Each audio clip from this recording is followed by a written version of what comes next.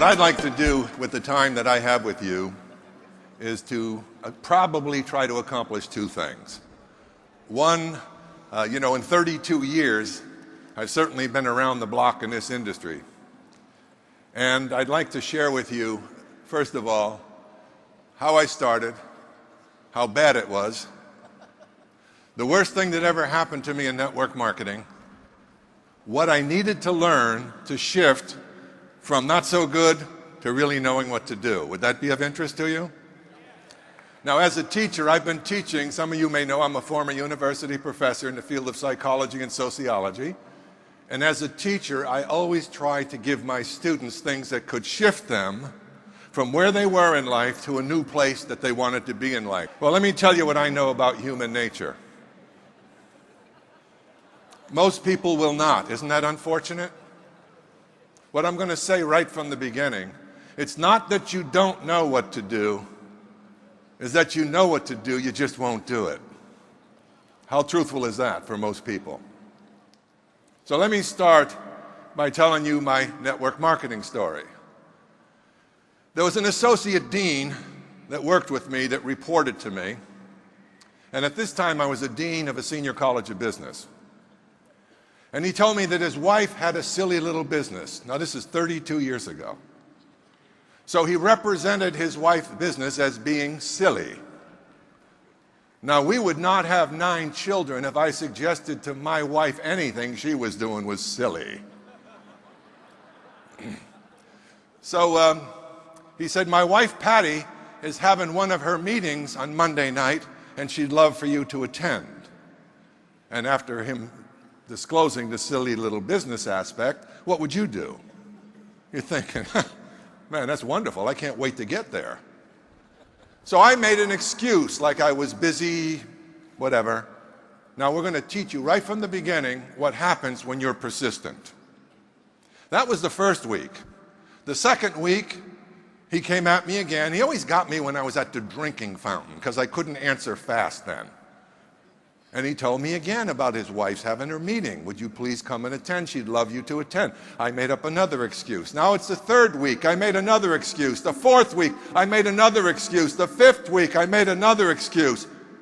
Now I'm going to tell you something right now. About 90% of the people in this audience were probably gone and never thought of me again after the first or second. Are you learning anything? On the 6th invitation, I ran out of excuses. So I said, okay, I'll come this evening. I went home, and I said to my wife, we're going out this evening. And on the amount of money we were making, that meant the Spaghetti Palace, $1 a meal, all you can eat. And she said, where are we going? I said, we're going to Patty's got some kind of a business meeting, and she's invited me to go over there. Why don't you come along? And she said, doesn't Patty sell soap and pills? I said, I'm not sure what Patty sells. I said, but I'm not interested anyway. And she said, well, why don't you go ahead alone? I'll stay home with the children. And I said, fine. And I got out and I got in my car. And just as I was ready to leave, she came to the back door and she gave me one of these. You guys know what that means. Hold it, I got something to say. So I rolled down my window. Did you notice I didn't give it one of these? I rolled down my window, and I looked out. I said, yes. And she said, remember, George, college deans do not sell soap and pills. What an encouraging way to go, huh? But I wasn't interested anyway, so that was good advice. I'm driving to the meeting, and as I was driving and getting closer to their home, I started to pray a little bit, and here was my prayer. God forbid any faculty member I ever worked with be at that meeting tonight. Did I have a problem? I had a huge ego problem. After all, selling was so undignified for a professor. No, you just have title and no money. So I got to the meeting. Things got worse. As I got into the meeting, there's 13 women. A guy about this high looked 100 years older than me, and me. Now, you can imagine me trying to hide. I went to the back of the room. Think of this. That was like trying to hide a pregnant elephant on a tight wire. So I sat back there, and they started talking about their product. And I said, thank God I'm not interested. This pill makes you jump higher. This pill takes care of arthritis. This pill you need for this one and that one. And then finally they put a little green bottle up, and this is nature's scrub brush. I said, this ought to be good. Yeah, you take it every day and it detoxifies the body. You got the picture? It's going to make you normal. Boy, I couldn't wait to get started. Well, the meeting went on. They were done with the products, and I was delighted to know I wasn't interested in a single thing. And then that little guy that looked 100 years old, he got up, and this man changed my life. He got up and he said, my name is Armand. I'm from Canada. I work in a factory in the United States for 35 years. And I make a brake shoe for automobile. And I retire. I'm now 72-year-old, and I retire when I'm 65. And one day I'm 69, 68, 69, and my wife, Peggy, she come to me and she say, Armand, you must go back to work. I said, Peggy, I work all my life. What do you mean go back to work? Why? Because we are still alive and we are running out of money. That was a human interest story to me, and I kind of liked this guy. I didn't know what he was going to say next, but I kind of warmed up to the vulnerability of his story.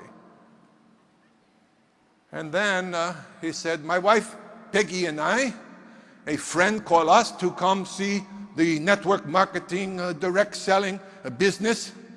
And they say, don't worry, Armand, if you cannot sell. This business will take anybody. And he says to his wife, Peggy, we are anybody. Let's go see.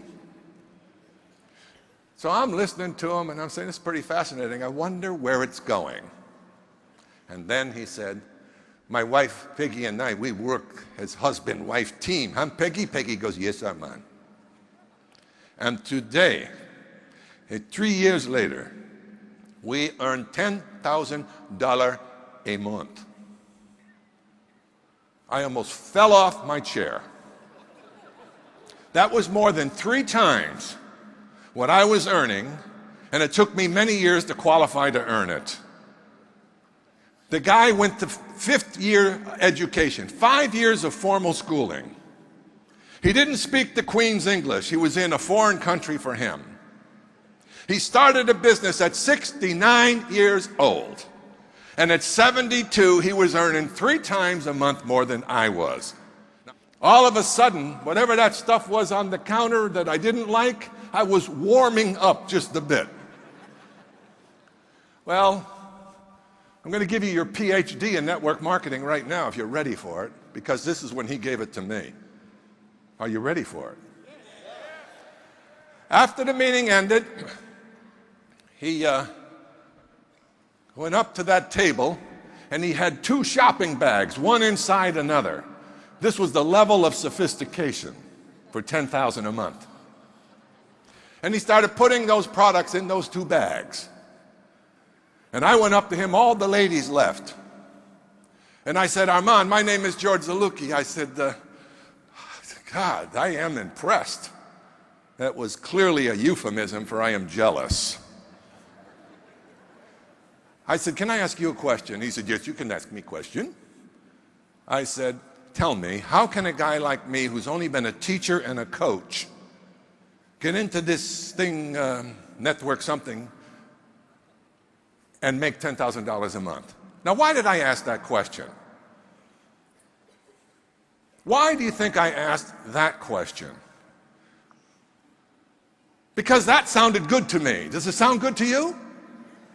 Well, why don't you ask for what you want in life instead of praying all the time and wondering whether it's ever going to come to you? Prayers without works mean nothing. Faith without works means nothing.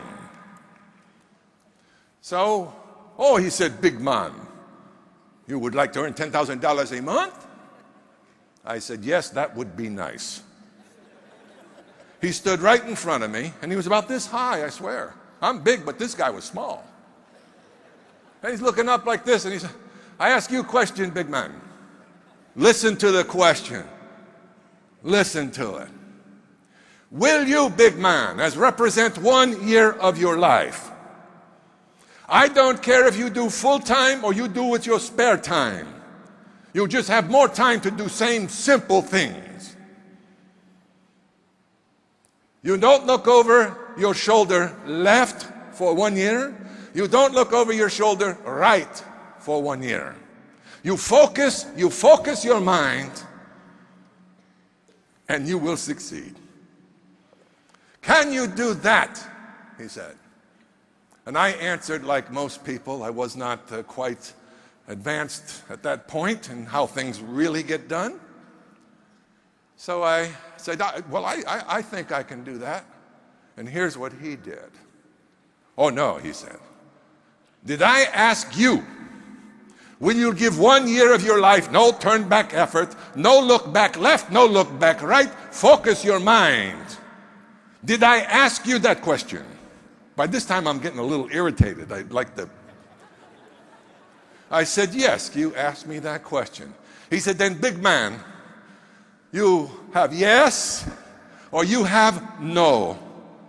Now pick one.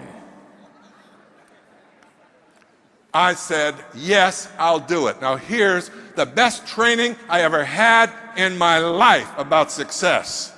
What he said right now. Here's what he said. That's good, big man. I can teach you no more. Now I'm going to tell you something. If I walked off this stage right now and you understood the power of that man's instruction, you can do anything. The problem is, folks, we start something and we lose focus. We let the little minds in life take away the big dreams, don't we? The little voices that you have in you from your past failures, they keep chipping away at your will to persevere. Yes or no? You think it's any different for me? I've just learned you need to tell those people inside of you to shut up. Well, I got started in the business, and here's the way I approached it. Here's the mistake. Don't make it. ACN has a system for you. Just follow the system. And so if you want success, you better understand Newton's law. For every positive, there's a negative. For every plus, there's a minus. For every dreamer, unfortunately, there's about 1,000 dream stealers. You've got to know. So I got started approaching the business the way I approach the world of academia. Study, study, study, get smart. Isn't that it? In other words, some of you learn everything about the rates, learn everything about the competition, learn everything about everything except how to make money. Some of you are going to have that disease. And I'm warning you right now, you don't know the business you're in. So anyway, I did it George's way. And I studied and I studied and I studied. I could have taught at a university in bionutrition because I had to know what every single vitamin did, every molecule in your body, how it responded to it. And guess what? Oh boy, was I feeling good. Because I could go into a home night after night, and if there were 10 people in that home, 8 would buy product. I got so good at it that the company called me, and this was only in my second year, and said, you are in the running for #1 in the world in group sales. I said, how the heck did that happen? I didn't even know I was in a race. All I knew was what I knew about selling and study and selling and information. Some of you will have that disease too. You better get over it. And then I learned about how full of beans people are. See, I used to believe when you had kind of surface relationships with people, colleagues around you, where nothing's ever tested, you all moan about the same things. Okay, you all share the homogenized life of mediocrity. You see, I had to learn that as you get closer to people where commitments are made or broken, where words are kept or unkept, people reveal themselves. And boy, you can pretty quickly sort who's real and who's not real. Well, I had my group. I had 5 representatives in my group. I had sponsored 5. And every Saturday we had a breakfast. And every Saturday I'd get up and motivate my team. Didn't do any good. Every Saturday they waited for me to do it again. And then every Saturday after that, they waited for me to do it again. And whenever they needed a presentation, they called George. Come on over to my friend's house and sell them some vitamins. And old dumb George would just go right ahead and work like a mule. And they'd buy the product. And my group sales just kept beaming. But I wasn't making any real money. Here's the next thing I did. In case you think this is just going to fall your way, I'm giving you a short course on how to get there faster. Then I'd say to my group, hey, guess what? They said, what? There's a lady in Chicago that's speaking next Saturday, and she's selling the cosmetic line. You know what I heard from all 5 of them? Well, we ain't going to sell none of that stuff. I said, wait a minute. Are there women in the world? What happens if a husband joins us and the wife wants to sell cosmetics? Come on, guys, let's go. Plus, we'll learn how she's doing it. Guess what? Here's what I would hear. Oh, you're going to drive 265 miles one way, go to a meeting, and come back 265 miles? You're going to buy us lunch? Sickos. Losers. They don't understand how the world works. You got to give before you take. It's a law of the universe. It's a forgotten law for all too many. What's in it for me? It's got to go out before it comes in. And I'll give you some news. What you're putting out is going to come back. It's a discovery of life when you recognize where you are is where you thought yourself to be. There is no action in humanity that is not first stimulated by a human thought. Therefore, you create reality by your thinking, which means your reality is being created in an ongoing fashion, moment by moment by moment, because your thoughts determine what you understand and see. Yes or no? See, no 2 people see the same reality. It's impossible. Because all of us have different backgrounds, different intelligence, different educations, different upbringing, different cultures. Think about it. Those are the filters in your life for what you see in the present moment. So you don't see real reality. You see what you think is reality, and so do all of us. Now, once you learn that, do you understand that you are a creator of your life? Through the medium of your thoughts. Your thoughts will evoke your feelings. Your feelings is reciprocal and will evoke more thoughts. So what if your feelings are negative? What if your feelings are full of doubt and confusion? What do you think your thoughts are going to be in the cycle of feedback? It's going to make you powerless. So you need to, if you want to change your life, you have to understand, you have to change your thinking. Can you get it? Yes. It's amazing that great teachers, great philosophers, great religious leaders through all of history have taught us about the power of the nature of our thoughts. And we go right through life with habitual negative thinking, not knowing the consequence that follows. Whether you think you can or whether you think you cannot, Henry Ford said, you are right. Milton, the mind is its own place. It can make a heaven of a hell and a hell of a heaven. The mind. Aristotle said this. He said, success and excellence is a habit. Is a habit. What kind of habit? The habit of developing right thinking over a period of time that you do right things. Dr. William James, the father of American psychology, said it this way. A human being can alter the circumstances of their lives by altering their attitudes of their minds. How many times do we need to hear it before we get it?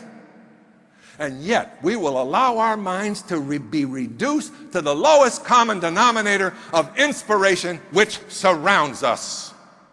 Negative, negative, negative. This world is full of people who, if you gave them a donut, they'd first try to eat the whole. I'm sorry, but I'm going to be direct with you. If you want to win, you need to change. If you're winning now, you probably have figured it out.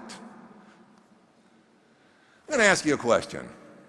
Why do you think 5% of the people in the world own 95% of the wealth? Did you ever ask that question? Well, here's what most people, they're lucky, they were born into it, they're more smarter than I am. No, not the case. No. You want to take and observe it? Why don't you observe the 5%? That'd be a starting point, wouldn't it? The 5% don't stop after 9 or 10 hours. They know that the number one asset for wealth is time. Time! That's the one resource every one of us has equally. The 5% are visionaries. They're willing to do over and over again simple things to amass a fortune. They're willing to wait, they're willing to sacrifice, and if you're not willing to do it, it isn't going to happen.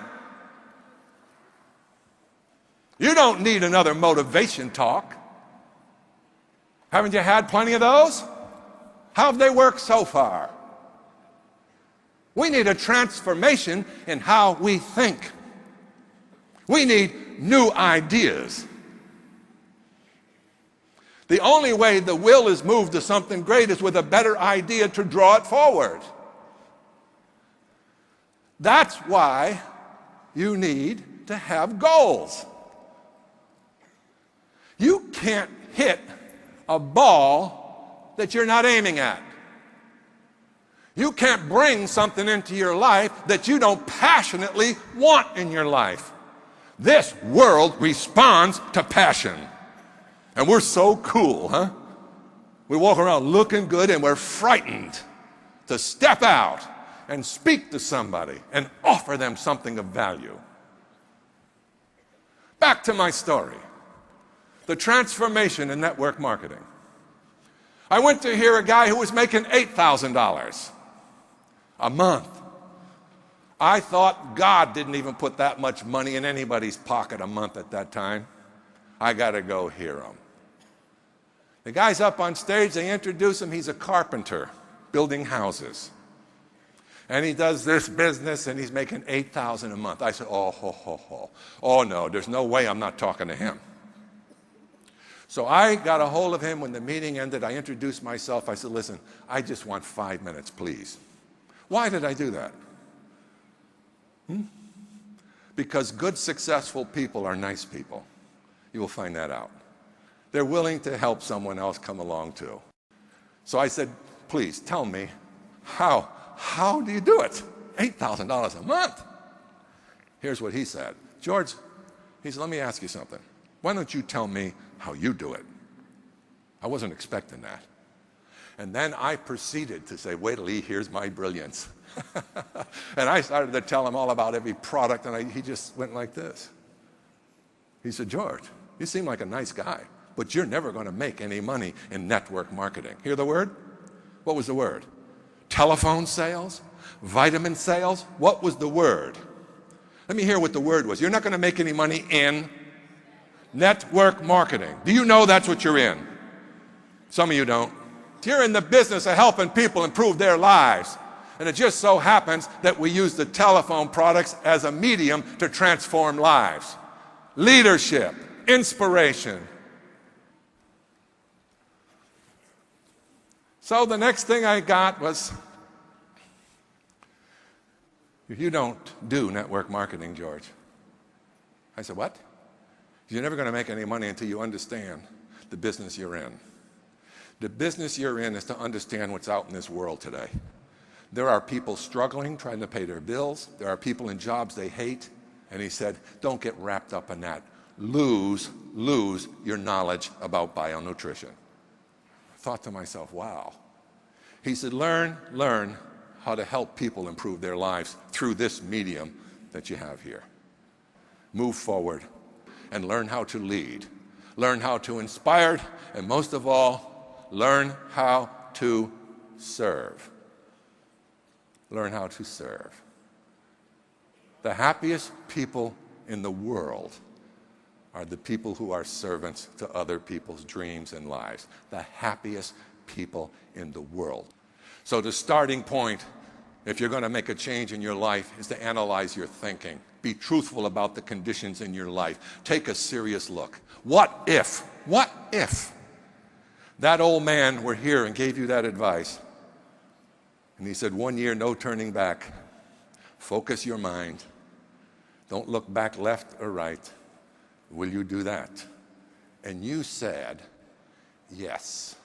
And it was for the first time in your life, a yes you would never let go of. Guess what? You won't lose. There's just too many people in this world that will respond to what we have. The problem is you're not telling it to enough of them. Are you hearing me? You get 3 or 4 no's and all of a sudden, this thing won't work. Wimp right back into your wimpy world? Or stand up and say, if anybody can do it, I can. What is it I need to learn so I can get better? Where do I get my training? How do I come to the leaders' meetings when they put them on? How do I get on the conference calls when they're training? You see, that's what you need to do. It's a component. It's a necessary element of your growth. What are you reading? Probably not much of value. Tell the truth. What are you reading that grows you as a person? That teaches you the things you need to know to advance yourself in life? What are you listening to, and who are you listening to? There's your analysis. Start there. And if you'll tell the truth about what is influencing you right now, you will see the necessity of change. Success is not something to take for granted. And a lot of people, they reach a certain level of success and they actually believe they have arrived.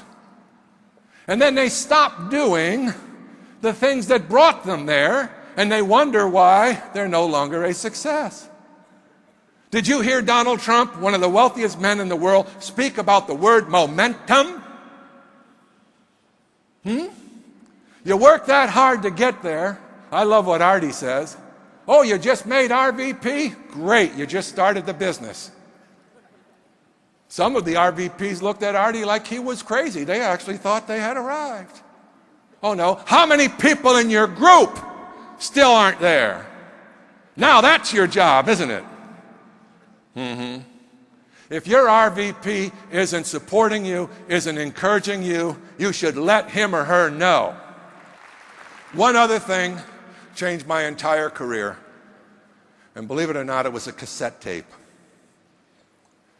I heard a tape that was given by a guy who was a researcher in a laboratory, a cancer researcher. And I heard him give a talk about a guy who was trying to recruit him into the company I was in.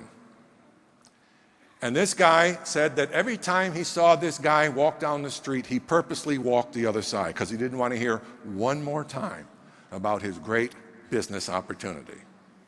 So I'm listening to the tape, and he said, one day I realized, he said, that things were beginning to shift in me because, you see, I would see Jim.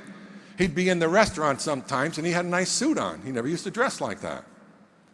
He said, a year later, I see Jim in a brand new Cadillac and a nicer suit in the restaurant, looking very successful. And he said, I had a bad time. I was getting tired of what I was doing. And I thought, you know, maybe, just maybe, I should go take a look at what Jim is doing. Well, the story went on, and this guy became a huge success, and he talked about the things he had to learn coming from a professional world. Well, here's what I did. I had to look and look and look. I finally got permission to make 500 copies of that little cassette. Now my Saturday morning breakfast, here's what I did. I walked in, I had a pile of 100. And they were like $2 each, this little cassette. And I said, okay, we're going to part the waters today. I'm not working with one more of you. You might just as well quit. This guy knows what he's talking about and we don't. This guy knows how this business works and we don't. I'll just take them all. But if you're going to work with me from this day forward, we're going to put these things out in people's hands because obviously he's better than we are. We don't know how to tell it like he's telling it. Let's use it. It completely revolutionized my business. Now, how many of you have got the DVDs, the CD-ROMs? Some of you are so cheap you won't do it. And that you're going to say you want to build the business. You're going to want to keep blabbing from your own position, thinking you know how to say it better than when you got someone like Trump and other people to do it. Don't be foolish. Let me tell you something. How would you like to hire a salesman if you owned a company that never called in sick, can say the same story every time, 24 hours a day, okay, hardly ever breaks down, and you pay a pretzel to get that person?